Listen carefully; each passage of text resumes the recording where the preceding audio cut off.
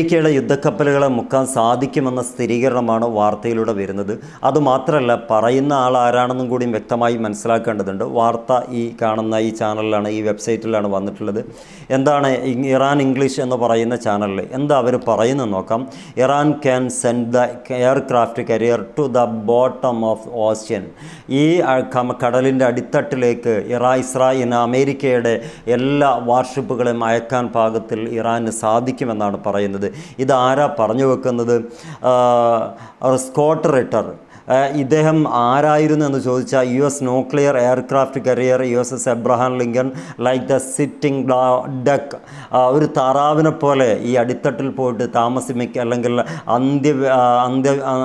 അന്ത്യവിശ്രമം കൊള്ളാൻ പറ്റുന്ന പാകത്തിൽ ഇറാൻ്റെ കയ്യിൽ ആയുധങ്ങൾ ഉണ്ട് എന്നുള്ളത് ഇവരുടെ തന്നെ ആയിട്ടുള്ള ഇൻ്റലിജൻസ് റിപ്പോർട്ട് കൈകാര്യം ചെയ്യുന്നതും UN-ൻ്റെ ആയുധ പരിശോധകനുമായിട്ടുള്ള മുൻ ആയുധ പരിശോധകനുമായിട്ടുള്ള സ്കോട്ട് റിട്ടൺ ആണ്. യുണൈറ്റഡ് നേഷൻ വെപ്പൺസ് ഇൻസ്പെക്ടറാണ് ഇദ്ദേഹം ഈ കാര്യം വ്യക്തമാക്കുന്നത്. വെപ്പൺസ് ഇൻസ്പെക്ടർ എന്ന് പറയുമ്പം UN-ന് ആവശ്യമായ എല്ലാ കാര്യങ്ങളും ആയുധങ്ങളൊക്കെ പരിശോധന നടത്തുന്ന സ്കോട്ട് റിട്ടറിൻ്റെ വാക്കുകൾ അത്ര കണ്ട് വില കുറച്ച് കാണാൻ കഴിയില്ല. കാരണം അദ്ദേഹം ലോകത്തിലുള്ള UN-നുമായി സഹകരിക്കുന്ന രാജ്യങ്ങളുടെ ആയുധങ്ങളൊക്കെ പരിശോധിക്കാൻ ഒരു വേളയെങ്കിലും അവസരം കിട്ടിയ വ്യക്തിയായിരിക്കും. ആ കൂട്ടത്തിലാണ് ഈ വിഭാഗത്തിൽപ്പെട്ട ഈ മനുഷ്യൻ പറയുന്നത്, സ്കോട്ട് റിട്ടർ പറയുന്നത്, ഈ ലോകത്ത് അത്രമേൽ ഭയങ്കരമാണെന്നൊക്കെ കരുതുന്ന ഈ അബ്രഹാം ലിങ്കൺ ഉൾപ്പെടെയുള്ള കപ്പലുകൾ ഇറാൻ്റെ കയ്യിലുള്ള അപ്രഖ്യാപിതമായിട്ടുള്ള വെപ്പൺസുകളെ കൊണ്ട് ഇവരുടെ കപ്പലുകളെ താഴ്ത്തി ഒരു താറാവിനെ പോലെ അടിത്തട്ടിൽ പോയി കുടിയിരിക്കേണ്ടി വരുന്ന സാഹചര്യം ഇറാൻ വിചാരിക്കുകയാണെങ്കിൽ അതുണ്ടാക്കിയെടുക്കാൻ പറ്റുമെന്ന് തുറന്ന് ലോകത്തിന് മുമ്പിൽ സംസാരിക്കുമ്പം എവിടെയാണ് അമേരിക്ക നിൽക്കുന്നത് എന്നാണ് നമ്മൾ ഓരോ വാർത്ത പുറത്തേക്ക് വരുമ്പോൾ മനസ്സിലാക്കാൻ പറ്റുന്നത്. വളരെ കൂടുതൽ വലിയ ഭീകരമാണെന്നൊക്കെ പറയുന്ന ഈ കപ്പലുകൾ കൊണ്ടിട്ടിട്ട് ഒരു മാസം കഴിഞ്ഞു. പക്ഷേ അതിൻ്റെ ഇടയ്ക്ക് ആയത്തുള്ള ഖാംനൈ പറഞ്ഞ വാക്കുകൂടി നമ്മൾ ഇതിനോട് കൂടി വായിക്കേണ്ടതുണ്ട്. അദ്ദേഹം കഴിഞ്ഞ ഏതാനും ദിവസങ്ങൾക്ക് മുമ്പ് പറഞ്ഞിട്ടുണ്ടായിരുന്നു. അദ്ദേഹം പറഞ്ഞ വാക്കുകൾ ഇങ്ങനെയായിരുന്നു: ഈ അത്യാധുനിക യുദ്ധക്കപ്പലുകളൊക്കെ ഇറാൻ്റെ ഭാഗത്തേക്ക് അയച്ചിട്ടുണ്ട് എന്നുള്ളത് അത് വളരെ ഭീതിപ്പെടുത്തുന്ന കാര്യം തന്നെയാണ്. അത് സംഗതി ഈ ഒരു രാജ്യത്തെ ഭീഷണിയിൽ ആഴ്ത്തിയിട്ടുണ്ട് എന്നും ഞങ്ങൾ സമ്മതിക്കുന്നു. പക്ഷേ ഒരു കാര്യം അമേരിക്കയ്ക്ക് മറന്നുപോയിട്ടുണ്ട്. ഈ കപ്പലുകളെ ആ കടലിൽ അടിത്തട്ടിൽ കൊണ്ടുപോയി എന്നേക്കുമായി കുടിയിരുത്താൻ പാകത്തിലുള്ള ആയുധങ്ങളെ മറന്നുപോയിട്ടുണ്ട് എന്നുള്ളത് ആയത്തുള്ള ഖാംനൈ തന്നെ അദ്ദേഹത്തിൻ്റെ വാക്കുകളായിട്ട് ലോകം വലിയ രൂപത്തിൽ ബ്രേക്കിംഗ് ന്യൂസായിട്ട് പറഞ്ഞതാണ്.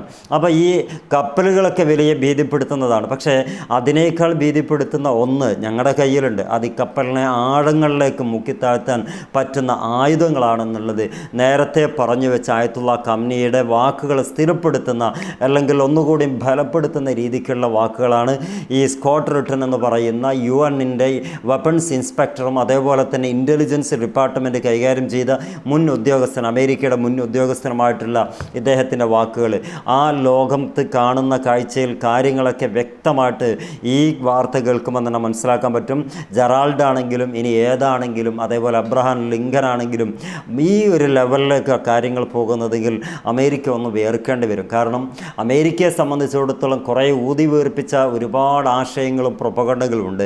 അവരുടെ കയ്യിൽ ആയുധങ്ങളില്ല എന്നാരും പറയുന്നില്ല. പക്ഷേ അവർക്ക് ഏറ്റവും വലിയ പ്രശ്നമെന്ന് പറയുന്നത് ഒരു യുദ്ധക്കപ്പൽ ഉണ്ടാക്കിയെടുക്കാൻ വീണ്ടും അതൊന്ന് പുനർവിചിന്തനം നടത്തി അതിൻ്റെ അയലും കോലൊക്കെ ഒപ്പിച്ച് വീണ്ടും എടുക്കണമെന്നുണ്ടെങ്കിൽ 10 മുതൽ 15 വർഷം വരെ എടുക്കുമെന്നാണ് ഗൂഗിളിലും അതുപോലെ തന്നെ ബന്ധപ്പെട്ട പഠനങ്ങളും ആർട്ടിക്കിളൊക്കെ പറയുന്നത്. മാത്രമല്ല ഈ അത്യാധുനിക ലോകത്തോട് കിടപിടിക്കാൻ പറ്റുന്ന രൂപത്തിൽ ഒരു 15 വർഷം എടുത്തിട്ടൊരു യുദ്ധത്തിൽ കപ്പൽ ഉണ്ടാക്കിയെടുക്കുമ്പോഴേക്കും 2 or 3 ഇവിടെ ബാക്കിയുള്ള രാജ്യങ്ങൾ ഉണ്ടാക്കിയെടുക്കാനുള്ള സാധ്യതയുണ്ട്. അത് ചൈനയാണ് ഇപ്പം ഏറ്റവും വേഗതയിൽ യുദ്ധക്കപ്പലുകളെ നിർമ്മിക്കുന്നതിൽ 1ാം സ്ഥാനത്തെത്തി നിൽക്കുന്നത്.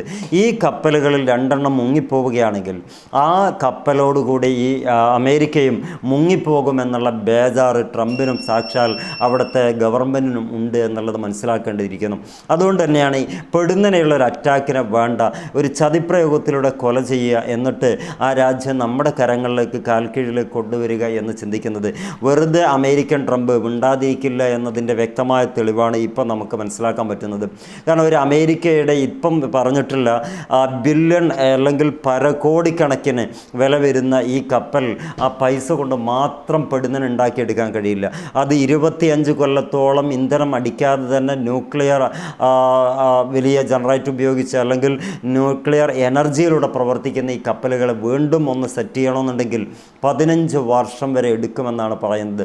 അപ്പോൾ ആണവ ഊർജത്തിൻ്റെ ഈ പിൻബലത്തിൽ വർക്ക് ചെയ്യുന്ന ഈ സംഭവങ്ങൾ മുങ്ങിത്താഴുകയാണെങ്കിൽ വലിയ വില നൽകേണ്ടി വരും. അമേരിക്കയ്ക്ക് തീരാൻ നഷ്ടമായിരിക്കുമെന്നുള്ളത്. ചില രാജ്യങ്ങളുടെ GDP അല്ലെങ്കിൽ അവരുടെ ഏറ്റവും വലിയ വരുമാനത്തിൻ്റെ 3/4% ഈ കപ്പലിന് ചിലവാക്കേണ്ടി വരുമെന്നൊക്കെയാണ് പറയപ്പെടുന്നത്. അപ്പോൾ ഇത് കൊണ്ടൊക്കെ തന്നെയാണ് അമേരിക്ക പേടിച്ചിരിക്കുന്നത്. അമേരിക്കയുടെ കയ്യിലുള്ള ആയുധങ്ങൾ എന്താണെന്നുള്ളത് പുറം ലോകം അറിയില്ല, അത് അറിയാനും പോകുന്നില്ല. അതൊക്കെ ഇരിക്കട്ടെ, ഈ കപ്പൽ വെച്ച് എങ്ങനെയാണ് ചെയ്യുക എന്നുള്ളത് ഇപ്പോഴും പിടികിട്ടാത്തൊരവസ്ഥയാണ്. കാരണം ഇറാൻ്റെ കയ്യിലുള്ള ആയുധങ്ങളും അമേരിക്കയുടെ കയ്യിലുള്ള ആയുധങ്ങൾ അറിയാത്ത പോലെ തന്നെ ഇറാൻ്റെ കയ്യിലുള്ള ആയുധങ്ങളും അത്ര കണ്ട് ലോകത്തിന് പരിചയമില്ല എന്നുള്ളതാണ് ഇദ്ദേഹം സ്കോട്ട് റിട്ടർ പറയുന്നത്. അതിൽ നിന്ന് മനസ്സിലാക്കാം സ്കോട്ട് റിട്ടറിൻ്റെ വാക്കുകൾ ഒരുപാട് കാര്യങ്ങൾ പറയുന്നുണ്ട്. പക്ഷേ അതിലേറ്റവും ലേറ്റസ്റ്റും ബ്രേക്കിംഗ് ന്യൂസായിട്ട് വരുന്നത് ഈ അമേരിക്കയുടെ ഈ യുദ്ധക്കപ്പലുകൾ മുക്കാൻ ഇറാൻ ഉദ്ദേശിക്കുകയാണെങ്കിൽ അതും താഴ്ത്തിക്കെട്ടാനുള്ള ഭാഗത്തിലുള്ള അത്യാധുനിക സംവിധാനങ്ങളും അതുപോലെ തന്നെ ആയുധങ്ങളും ഇറാൻ്റെ കയ്യിൽ ഉണ്ട്. അതുകൊണ്ടൊന്ന് കരുതൽ നല്ലതാണെന്ന് ഈ അമേരിക്കയുടെ ഭാഗത്ത് പ്രവർത്തിക്കുന്ന ഉദ്യോഗസ്ഥനെ അമേരിക്കയുടെ ഭരണകൂടത്തിന് വാൺ ചെയ്തുകൊണ്ടിരിക്കുന്നു എന്ന് പറയുമ്പം അമേരിക്ക ഒരു യുദ്ധത്തിന് മുതിരുമോ ഇല്ലയോ എന്ന് ഇനിയും കാത്തിരുന്ന് നമ്മൾ അറിയേണ്ടതാണ്. കാരണം ഇത്രയൊക്കെ അപകടപ്പെടുത്തിയ ഒരു സാഹചര്യത്തിലേക്ക് ട്രംപ് എടുത്തു ചാടില്ല എന്ന് നമുക്ക് ഉറപ്പാണ്. അങ്ങനെ എടുത്തു ചാടാത്തതിൻ്റെ കാരണം ഇത് തന്നെയാണ്. ഈ അമേരിക്കയുടെ ഏറ്റവും വലിയ പ്രതാപം നഷ്ടപ്പെട്ടു പോകും. പിന്നീട് വരുന്നതൊക്കെ മറ്റുള്ള ലോകരാജ്യങ്ങളായിരിക്കും. അമേരിക്ക ഏറ്റവും കൂടുതൽ ഇരുണ്ട ലോകത്തേക്ക് പോവുകയും ചെയ്യും. കാരണം ഇത്രയും നാൾ ഓരോ രാജ്യത്തിൽ കാണിച്ചു കൂട്ടിയതിനൊക്കെ പലിശ സഹിതം തിരിച്ച് വാങ്ങേണ്ടി വരുന്ന ഒരു സ്ഥിതിവിശേഷത്തിലേക്ക് ഈ യുദ്ധത്തിൽ പരാജയപ്പെട്ടാൽ അമേരിക്ക എത്തിപ്പെടുകയും ചെയ്യുമെന്നുള്ളതിൽ യാതൊരു തർക്കവും ഇല്ലാത്ത കാര്യമാണ്. അപ്പോൾ ഇതിൽ നിന്ന് മനസ്സിലാക്കാൻ പറ്റും ഈ അർത്ഥത്തിൽ ഇങ്ങനെ മുന്നോട്ട് പോവുകയാണെങ്കിൽ ശീതയുദ്ധം എന്നൊക്കെ പറയുന്നത് പോലെ മെല്ലെ മെല്ലെ അങ്ങനെ മുന്നോട്ട് പോകും. അവസാനം എവിടെയെങ്കിലും ഒരു പേപ്പറിൽ ഒപ്പിടിപ്പിച്ചിട്ട് എല്ലാ ബുക്കും മടക്കി വെച്ച് അവർ തടിതപ്പാനുള്ള പരിപാടി ആയിരിക്കാം ഇപ്പോൾ അവലോകനം ചെയ്യുന്നത്.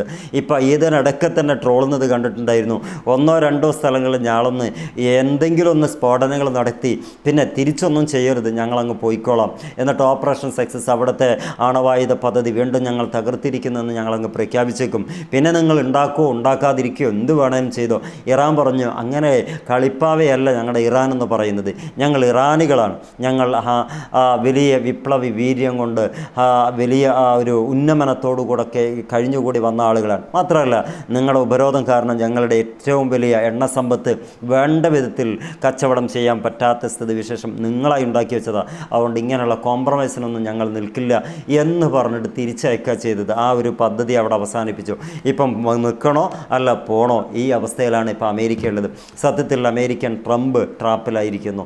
അമേരിക്കയുടെ ഈ ട്രംപ് ഇത്രമേൽ ട്രാപ്പിലായതും അല്ലെങ്കിൽ അമേരിക്കയുടെ ചരിത്രത്തിൽ തന്നെ ഇങ്ങനൊരു ട്രാപ്പിലായാലും ഉണ്ടായിട്ടുണ്ടാവില്ല എന്ന് നമുക്ക് മനസ്സിലാക്കാൻ പറ്റുന്നത്. കാത്തിരുന്ന് കാണാം ആരതാ ശരി എന്നുള്ളത്. മറ്റൊരു വീഡിയോയിൽ കാണാം. നിങ്ങൾ സപ്പോർട്ട് ചെയ്യുക. Wish you all the best. Good bye.